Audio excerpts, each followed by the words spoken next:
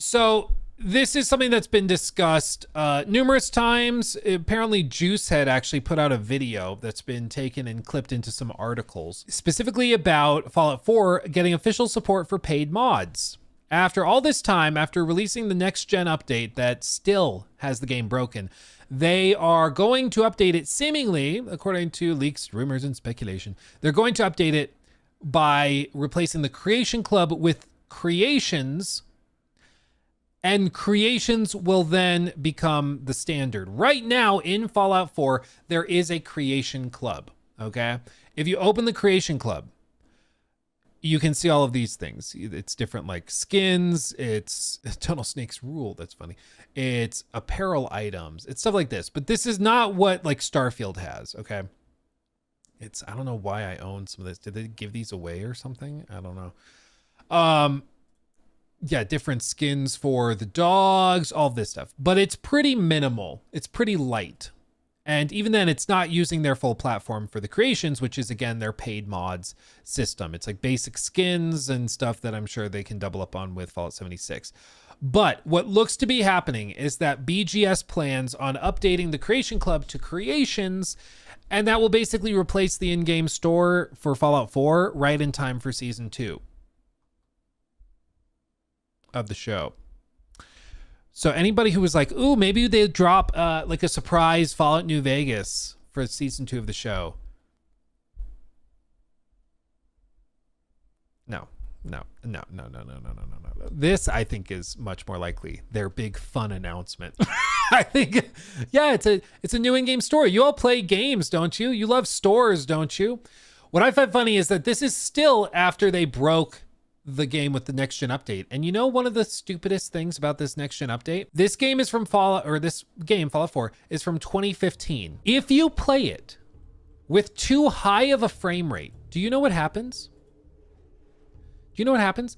The in-game time breaks. So all of the animations are way too fast because the game doesn't know how to calculate physics if your frame rate is too high, since the physics is tied to the frame rate.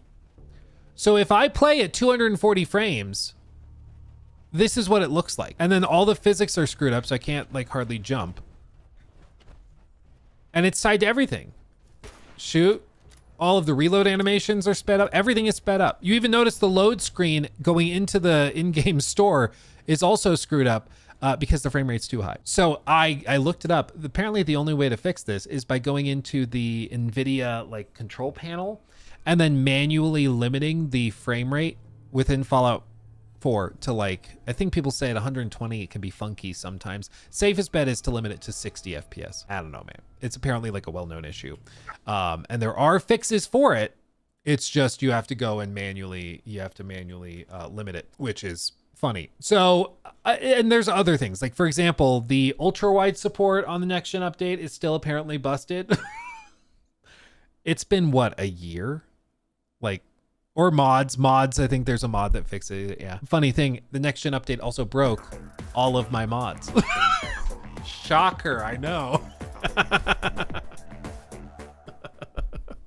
Stunning, right? Jack Total donated surprise. $10 through Super Chat. Xbox needs to pry Fallout out of Todd Howard's hands. It's an embarrassment. I think if Outer Worlds 2 is received and sells well enough, they'll let them make New Vegas 2. I don't think Obsidian at this point is equipped for a game like Fallout. I'm honestly not sure, because you got to remember, Obsidian of today is making games like Outer Worlds, Avowed. Like, they're making these smaller AA sized games. And I think when people are expecting and thinking about a potential new Fallout, they want like the full AAA treatment. And I don't know if Obsidian is capable of that nowadays. Like, making a big game like New Vegas back in 2010 was a very different undertaking than making a big AAA game now. It's just different. And I think expectations are higher. That's the other thing, is that, you know, expectations are higher, so people are going to demand more, but I don't think people realize their expectations are higher. Like, if they made just New Vegas or released it today, it would be crucified because of the technical issues and because of many broken elements that are still broken. Modders have done a lot to fix it, but let's not like lie to ourselves. New Vegas is a miracle it exists at all. They threw it together in 18 months, but it plays like a game that was thrown together in 18 months. It was thrown together and it's held together by duct tape. I think the Fallout franchise would certainly help it, but I do think that like expectations are a little bit higher nowadays when it comes to certain things like performance, when it comes to certain things like graphical fidelity and all of that.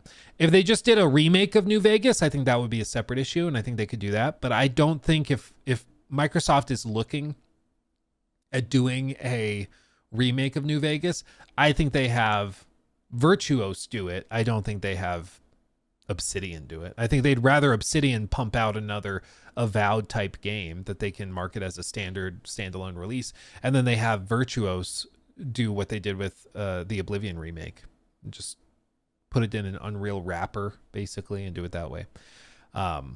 So I think the odds of an Obsidian Fallout project are shockingly low. I think it's very, very low, very low.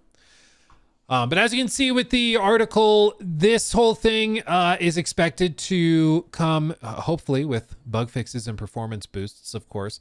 And their hope is to probably have this out and updated for season 2, which drops in December, with a setting shift to New Vegas, which may lead to New Vegas paid mods too. I don't think so, because does anybody actually know who is currently doing updates to New Vegas, if it ever gets any? I don't know when the last time New Vegas was updated on Steam, but I don't think it's BGS. I don't think so, and I don't think like Obsidian is handling introducing creations to New Vegas. I don't think they do that. But okay, I will. Is it on PlayStation?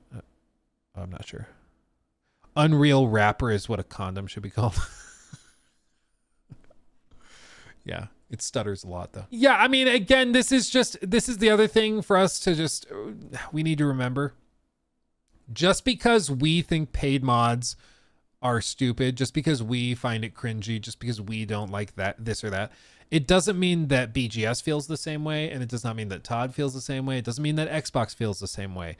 We all assume that like the most obvious thing for them to do is to put Elder Scrolls 6 out and then to move on to Fallout 5. That may not be the obvious thing for Xbox. They may greatly prefer that they go and do like, you know, a Starfield in space always online game, like do Fallout 76 but Starfield. It may make more sense for them to go and do an in-house remake of Skyrim and fill it up with the creations system and all these extra paid mods and stuff like that, because that makes them a ton of money long term. Like you can't assume that the executives agree with us, you know. You just can't assume that. You just can't do that. You just can't do that, because chances are they don't agree with you. You know, chances are they don't. For them, it's about what will make the most money. And we know that the creations system, the paid mod system, makes them a lot of money, which is why they keep doing it. So why would they not push it even more? Like, why would they not say, okay, Todd, you got to really go balls to the walls. The other thing, and this is like a broader sort of meta thing to consider, when Microsoft laid off 9,000 people, they laid off a bunch of people in the gaming sector within Xbox. A lot of the teams, the majority of the teams by my count, that were laid off were actively engaging in negotiations to become unionized or were unionized. They specifically, for whatever reason, laid off teams that happened to be unionizing or unionized. You know who also is heavily unionized?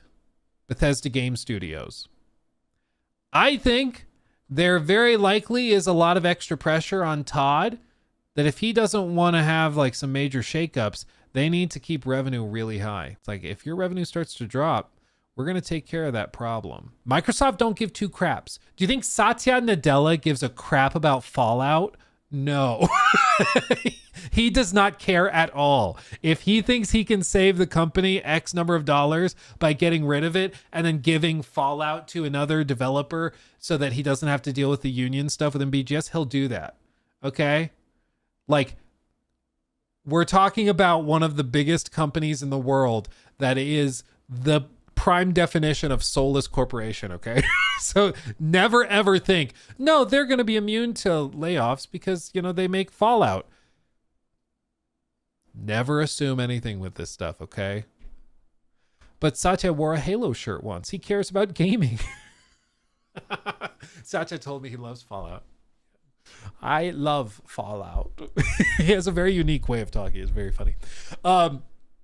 So I think if anything, like Todd probably has extra pressure on him to deliver consistent and performant games that bring in a lot of money, because the second that the executives start to look at it and be like, yeah, we really don't like how expensive your team is. We really don't like how they're doing this, collective bargaining stuff. So we're going to take care of that. You gotta be, union busting is illegal. No. Yes, it is.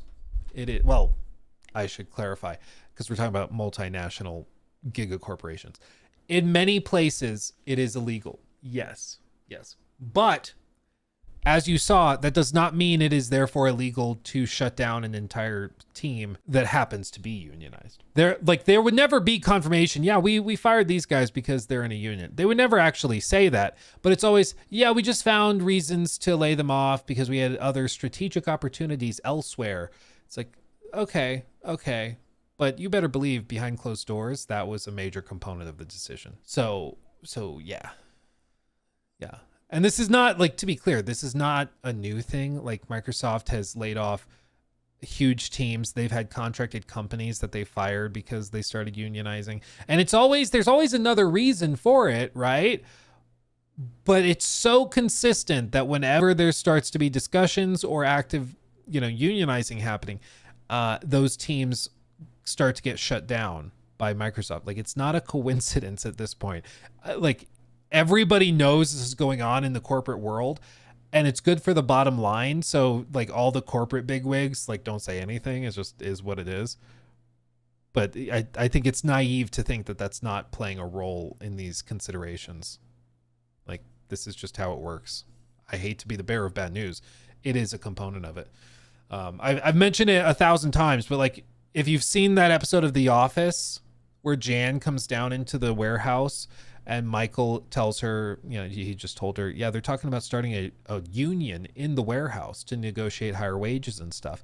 And Jan, representing the corporate side of the company, marches down into the warehouse and says, if there is even a whiff of unionizing going on down here, we will shut down your entire branch and everybody upstairs and downstairs will lose their jobs.